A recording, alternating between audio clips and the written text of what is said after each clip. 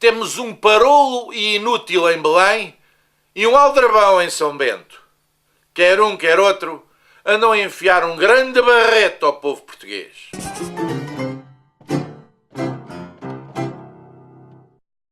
Estava a assistir ao debate parlamentar e de repente ouço o Primeiro-Ministro dizer: este governo está a fazer aquilo que é indispensável fazer ao país. Bom, mas eu costumo ver os telejornais e todos os dias vejo notícias de pessoas que passam fome. Pessoas que já não têm comida. Vejo notícias de pessoas que são despejadas, pois deixaram de ter dinheiro para pagar a casa ao banco. Vejo notícias de filhos que têm que voltar, já com os seus próprios filhos, a viver em casa dos pais, que estão reformados e a quem as reformas estão a ser constantemente diminuídas. Vejo notícias de estudantes que deixam de estudar. Alguns já nem dinheiro têm para os transportes. Vejo notícias de empresários que estão falidos e na miséria, e esses nem direito a subsídio de desemprego têm. Vejo portas fechadas, cafés, lojas com mais de 50, 60, 70, 80 anos fechadas. Vejo isto tudo numa miséria. E vejo velhinhos a morrerem. Velhos que morrem porque deixaram de ter dinheiro para comprar os medicamentos. Ou seja, estes idosos não morrem, são assassinados. Assassinados pela política deste governo. E não me venha com desculpas, Sr. Primeiro-Ministro. Há alternativa. As coisas podem ser feitas de outra maneira, porque há dinheiro para salvar bancos, há dinheiro para aquelas coisas dos swaps. Mas quando é para ir buscar, o senhor mostra-se um cobarde e vai buscar esse dinheiro aos fracos, àqueles que não têm hipótese de reagir. Por isso, Sr. Primeiro-Ministro, há aqui um problema para resolver. Existem dois tipos de pessoas que votaram em si.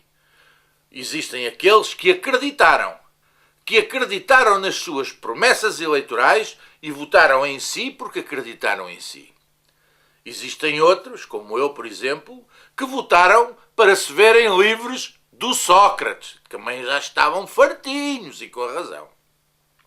Mas, pelo menos dos primeiros, dos que votaram em si porque acreditaram em si e acreditaram nas suas palavras durante as eleições, a esses o senhor, se for um homem sério, vai ter que devolver o voto, porque não está a fazer nada do que prometeu. Devolva-lhes o voto, Sr. Primeiro-Ministro. E devolver o voto é agarrar no Vítor Gaspar debaixo de um braço e no Paulo Portas debaixo do outro braço, ir direitinho a Belém e apresentar a sua demissão ao Presidente da República, já que o parolo e inútil que mora em Belém não tem coragem de o demitir. Recordo-me de uma coisa. Antes do 25 de Abril era o senhor um rapazinho e eu era um adolescente, mas já dizia mal do governo, que na altura era o Marcelo Caetano. E recordo-me que entrava em sítios públicos e quando dizia mal havia sempre alguém que defendia o Marcelo Caetano. Infelizmente era assim. Havia sempre alguém que defendia o Marcelo Caetano quando nós dizíamos mal.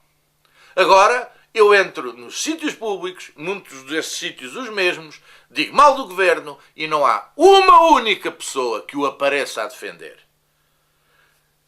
Na minha maneira de ver, Sr. Primeiro-Ministro, apesar do senhor ter sido eleito com o voto dos portugueses, o Marcelo Caetano chegou a uma altura que tinha mais, como é que eu hei de dizer, mais apoio popular do que aquele que o senhor tem nesta altura. É uma vergonha. E o senhor, se for sério, porque sabe que isto é verdade, demita-se. A sério. A única coisa indispensável que é preciso fazer ao país neste momento não é aquilo que o senhor diz. É o senhor demitir-se.